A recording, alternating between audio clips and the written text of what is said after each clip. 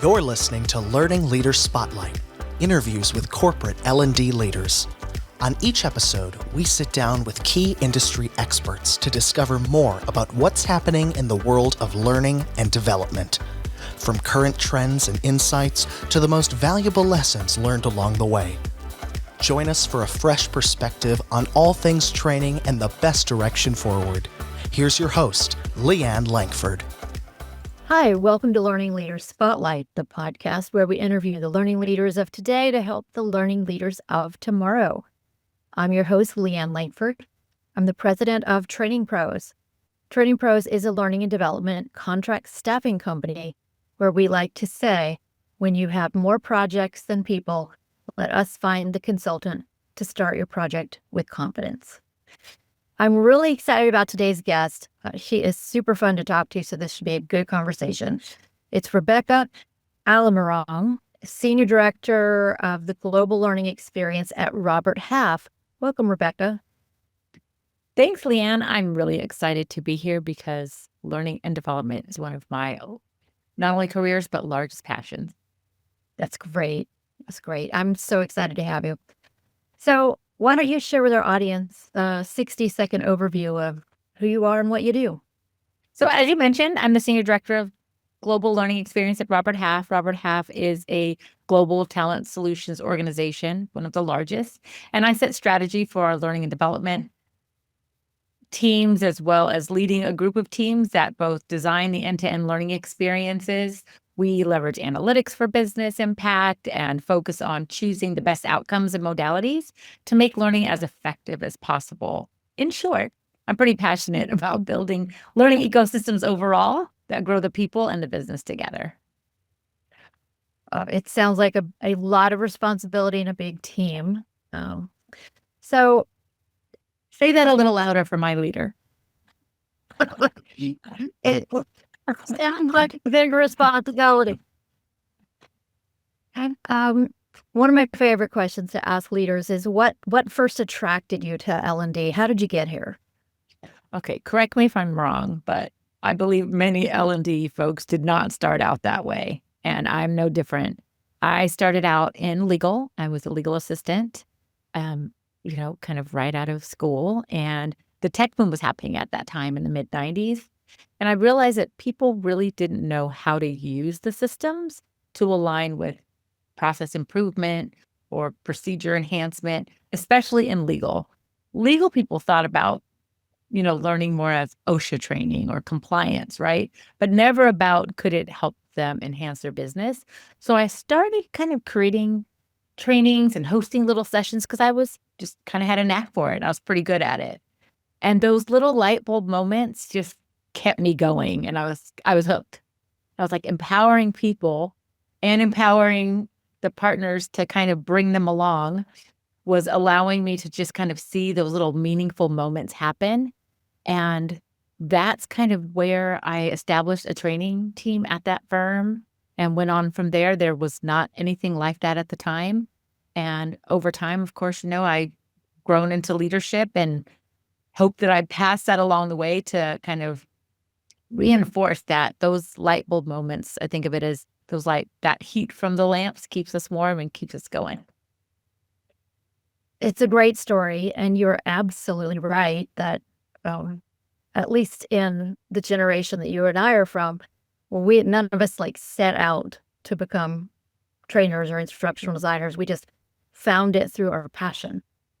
Oh yeah, and I'm finding that now there's I think of ATD, right? There's career paths and there's certifications. I was like, there was none of this when I was starting. It was, just one of those things where as a kid, I thought about being a teacher, but I never, as you get older, you're like, oh, no, I don't want to be a teacher. But I guess if you look back, that's pretty much what we do, right? We're still teaching. So I kind of like that I've kind of found this corporate way of bringing one of my childhood passions into my career. Oh, that's wonderful. What are the most impactful changes you've seen in the last few years in our field? I really think that learning and development have redefined this, both the way they measure impact. And I think we're right at that precipice again with technology where we're seeing how to use the AI tools to show some of that learning analytic impact. Learning data, it's a big passion for me. I spoke about it recently at a learning conference. And before we always thought of it as like checking the box, right? Did people go or did they not go? Did they pass or did they fail? And it was simply just kind of, that's the analytics that we would capture in days prior. And now it seems like we're really looking at the sentimental data for the engagement in conjunction with the other kind of traditional data. And that's allowing us to kind of shift into this new place where we can be a stronger business partner.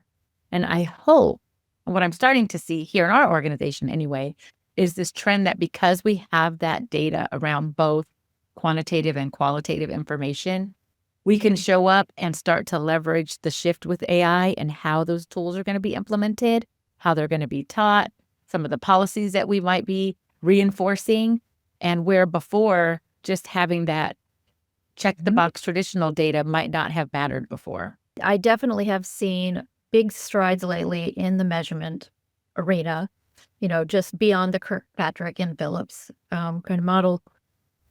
I was just at Learning Guild's Learning Leader Conference, and I found myself going to the sessions that were on KPIs and speaking the language of the business and how to talk to the CFO and the CEO and the COO about what training is doing. And it really was about not just measuring the impact, but how to speak about the measurements in a way that's impactful. I think we're definitely seeing that the KPIs and the ROIs, the shift that's been allowed, I think it gives us that stronger, it's all about what's the new trend right now? Data storytelling. And what does that mean, right? Like, what does that really mean? And I just think it's that engagement insights. And as we think about like that human-centered touch, right, for KPIs and ROIs, it's not just the drive. We're in this kind of, like you said, we're kind of from one area of learning. And now the learning has become a bit more in real time through those AI tools. And can we capture that data that's showing when to pull which lever? That's kind of where we are today with my team is, when is the best time to have self-paced? When is the best time to have those high-touch, instructor-led trainings and using those ROIs and KPIs to say, see, we can show the impact of this program here. People respond to high-touch here. I know you think you want a, facilitated session over here, but that's not where they're, that stuff they want to learn through micro-learning or on their own. And I think learning how to leverage those measurements, we're still growing a bit in that space. And I think it's because of that AI tech at the same time. So now we're kind of pushing and pulling our technology teams to say, we want the analytics, but also how to implement this and this and this. And it does have a little, I'm sure you feel this way, Leanne, a little bit of deja vu. Like, hey, I've been in this tech squeeze before. Absolutely. Well, on that note, where do you see us going? Where's L&D going to be in the next 5 years? Oh, I really think that we are poised just kind of for this new space of focusing on this human-centered workforce demand hand in hand, where the technology supports the human-centered, and it's becoming more of, instead of it being independent systems, more of this learning ecosystem. I know that's a buzzword too, but it really is about, I tell my team, we don't want to be an organization, we want to be an organism where we allow talent to flow and grow naturally, where we allow to blossom in one area. If one area needs healing, that organism goes over to help with that, and to really think beyond the systems. And if we think of learning that way, then we can then start to reshape mentally over the next 5 to 10 years how we're delivering that learning. And what it makes me think about is that the way we design today, and that's centered around connection, and that being like the main touch point, because learning is the answer for everything. Because if it went wrong, you need learning. If it went right, you need more. You need to teach the other people, right? But it's becoming part of that journey. It's more of a pathway and not a stairway. Whether someone, wants to travel the coastline or someone wants to scale up the mountain into the senior leadership and executive leadership, having those connection touch points through learning feel more natural and organic, I think is where we're headed for in the future. So I love how you said that, not a learning organization, a learning organism. And I love where we're headed. And what you're talking about really, it sparks so much imagination in that instead of training being an event here and there, training is woven into your daily work and your daily life in an organization. Love that. Thanks. And I'm finding that the learning is now becoming the new answer for connection for remote hybrid teams or global teams. The one way you can get people together and make it, acceptable to their leaders is to say, with a training purpose. And I find that that's happening more and more, that our role is evolving and more to get a little bit more of an HR pull or a little bit, differently. But I am starting to see that. And I think I really think it's an exciting space to be. And I believe I read somewhere recently that learning and development will expand up to 20 to 30% over the next 5 to 10 years because of that need for that human-centered design. I wouldn't be surprised because learning and development has expanded so much since I first joined the field. And I'm sure you've seen the same thing. When I first started, there's the trainer, and now we have a learning organization. Yes. Now it's and then multiple, right? I think, large companies have we have our enablement teams, and then we have our leadership, and then we have the policy learning and the compliance learning. And now it's it could be, just my team, aside from some of my learning partners, is 30 people within itself. So to think that we're just part of the greater structure, but it's pretty amazing. It is amazing. I'm really excited for where we're headed. And that's, of course, that means I have to keep up with what's going on by attending conferences and reading articles and attending webinars. And conversations like your podcast. This is another fun way where people can listen on the go. Nothing wrong with this kind of putting a little plug in there for yourself, Leanne. That's true. Nothing. This is the digestible amount, just right for a commute to work or walking the dog. There we go. Let's shift gears for a minute. Who has been your most influential professional mentor? This is one that's always hard to answer, right? So many great leaders, so many strong mentors or examples within my life overall, right? You think familial, professional, back and forth. But I would have to say Elizabeth Silver. She was the managing partner at the firm where I got my start. And she's someone who saw something in me for something we needed that I would have never tried without her support. And, I wasn't technically on paper qualified for that type of role. And, but it was just my knack for the learning and alignment with where we were going at that time. And she really championed me, and she gave me accountability. And I always think of the word allowance. She allowed me to, even though I was working for her and supporting her, to completely begin to shift into this new space. And to her, I am, forever grateful, because I wouldn't probably have recognized that I could be here without that. A great mentor can really make a career, can't they? Oh, yeah. That's I aim to be that kind of leader for others, trusting, stretching, and supporting.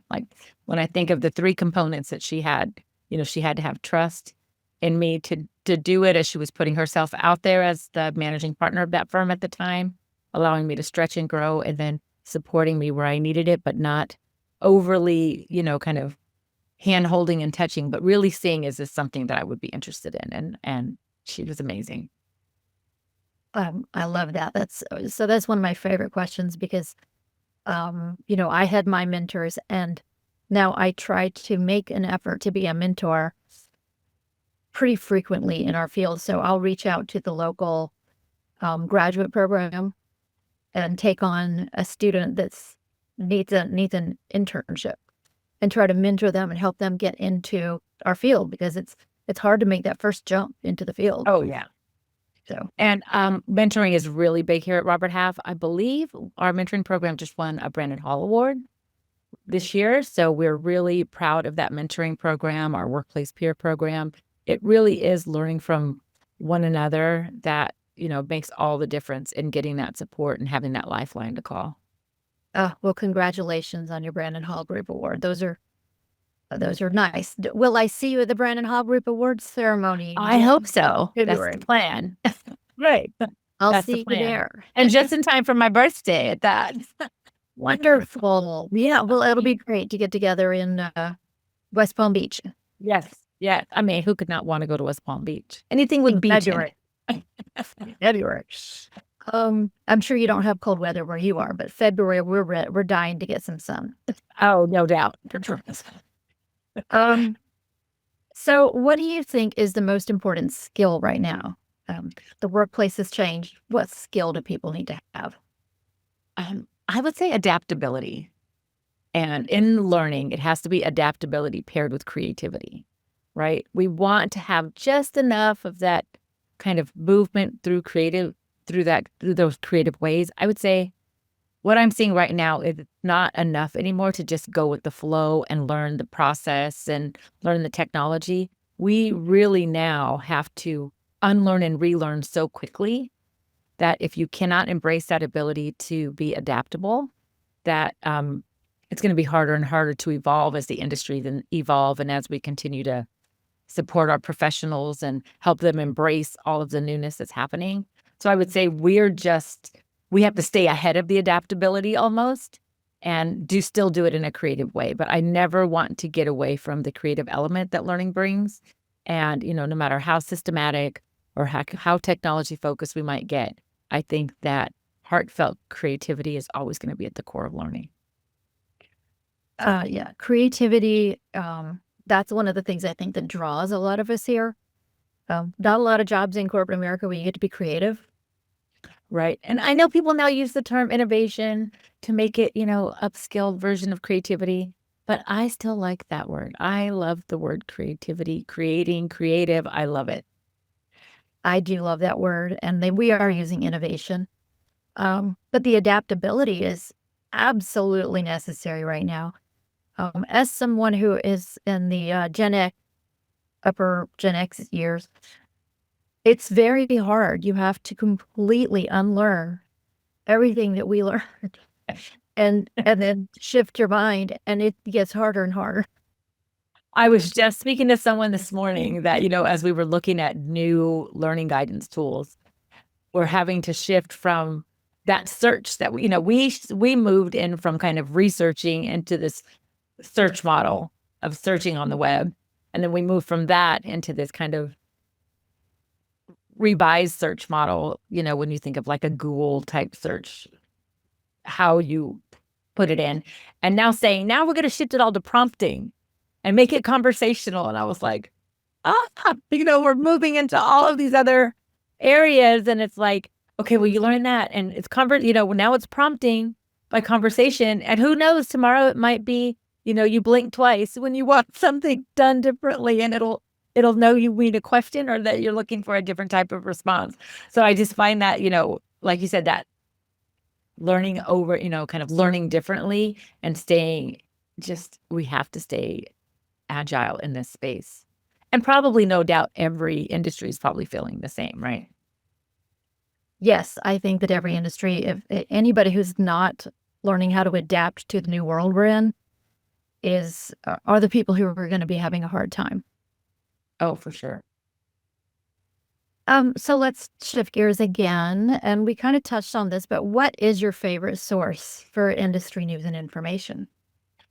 I kind of break it up into like 3 areas myself. I have like my strategic resources when I think of Gartner, ATD, I4CP, those large areas that go beyond learning and development and dip into talent and HR and some of those foundational frameworks and best practices. Then it allows you to not have to like create it all from scratch. For community and practice sharing, I love Learning Guild. I love, LinkedIn, the various community posts that I follow. I think that's phenomenal. And then for real-time insights, LinkedIn. I follow Simon Sinek, and I follow you. I follow different ones, who are in the industry. And I find, it gives me that balance, the hardcore strategy with some of the community of what are all the other learning folks doing, and then those real-time insights and conversations that I can both join and glean from. Oh, so I love that. It's fantastic. I found LinkedIn to be a really nice aggregator of what I need to learn. Yes. And I know there's some mixed reviews at times about different things, but I find it to be a great source of, being able to deliver things in real time. And I love seeing what my peers and friends and people I've met at conferences are saying and going through, because sometimes it's just that little window into, I'm not the only one, or they're doing that. I know I'm going to be doing that in 6 months. So to see what real people are saying about the work, that, like I said, in conjunction with those other resources, just makes all the difference. Could have used that, 20 plus years ago. Oh my gosh, yes. So I remember I used to have to order paper newsletters to keep up with the industry. And don't forget to route them in that interoffice memo slip. Don't forget to share it with the rest of the folks. That's What right. they just do not know that we went through to get to where we are today. Yes, That's our version of the, back and forth to school uphill. Interoffice memos and pink while you were out slips. exactly. And you had to be chained to your desk because your laptop didn't go anywhere. It was a desktop, and your phone was Exactly. attached to the wall. Exactly. Yes. Yeah, that is our uphill in the snow to school. So last question, hardest one in my opinion. What is one book that everyone wanting to move into L&D leadership should read? Okay, this is a shameless plug, but I just wrote a book, but I will tell you some others. But I did. I just wrote a book. It's right here. It's called Beyond the Grind. And literally a month ago, I had it published. And it's really just about leading today. And it's really focused on leading with purpose and not pace. Because in this world where everything's being burned out, and coming from some of the generations we did, where it's really about how do you start to balance, as I mentioned earlier, that human element alongside the work, like that's really critical to me. And I think I couldn't find something that pulls it all together just with real language and burnout. I share more about kind of my how I got started story in there. And that's on my site. I have a website, RebeccaAlimorong.com, if anybody's ever interested. But Donald Clark's AI for Learning, I also enjoy. That's the newest book that I just completed, which is kind of relevant right now with all of the reshaping of instructional design, workforce skills, and the role of learning and development as a whole. And it really helped me begin to leverage more with the tech team that those are the folks we're looking to work with to get buy-in, to help us. Like, I know how to word it where you want, but can the AI do that? Am I looking at the right tools? Am I looking at the right technology? And that book has really helped me try to stay ahead of the curve. And then an oldie but goodie, which is also back there on my shelf, is Communicate to Influence by Decker, right? I still go to it today for some, it's my go-to for present storytelling, messaging, bringing people in. And that's just for that everyday L&D leader. I always think it's also a great way to get started if you're just looking to change the way you present, especially now with us being online in front of the camera more versus people being able to feel your energy in the room. Having a framework like that Communicating to Influence framework and encouragement through a lot of, their materials, I think is just really important today. And I think it doesn't get stale, to be honest. Correct me if I'm wrong. I don't think it gets stale. There's a lot of books that are, evergreen. They will always. Oh, yeah. Yeah. How to win friends and influence people, right? It's like, it's been around for how long? There are some of those that just continue to, support any leader as a whole. And then those that focus on the learning space, like Donald Clark's AI for Learning, I think is always great too. Yes. Well, I am going to have to get your book, Rebecca. I'm a huge reader. That's why I asked that question. And my book list has gotten so long by doing this podcast because I'm getting such good recommendation. Sometimes they recommend books I've already read. So I'm like, phew. Yeah. One, I don't have one, but like that one, I can't wait to take a look at it and read it. I told you I was just at the Learning Right. Guild conference. And so I got Josh's book because I'm friends. Oh, yes. Josh Fabulous. And then I got Jess Allmate's everybody book. I love that. Order Taker. I'm going to have to look at that one. I don't have that one, the L&D Order Taker. And we are moving it. I've been kind of rallying my team this year to be more consultative. So that would be great. Oh, yeah. No, it's great. And she was just inducted in as a guild master.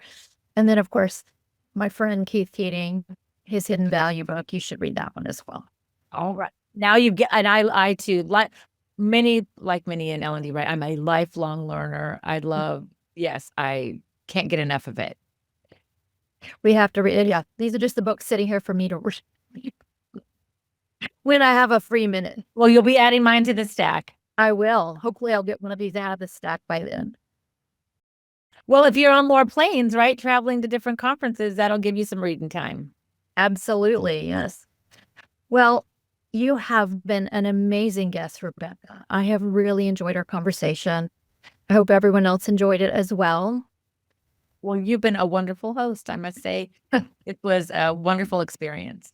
Thank you. Well, as my thank you to you, you may or may not know our charity here at Training Pros is we plant trees in the world. We've planted over 5,000 trees to date around the world, and we want to plant 5 trees in your name as our thank you to you. Thank you. You just invoked a memory. We did that for my dad when he passed. So that means a lot. And thank you. Oh, you're so welcome. And just happy to have had you on as a guest. And I hope it was a great experience for you. That is it for this week's episode of Learning Leader Spotlight. We hope you join us again next week when you hear from another learning leader from another industry. Thanks for joining us for the latest episode of Learning Leader Spotlight, interviews with corporate L&D leaders. You'll find links in the show notes to any resources mentioned on today's show. If you're enjoying our podcast, please subscribe so you never miss an episode and leave us a 5-star review.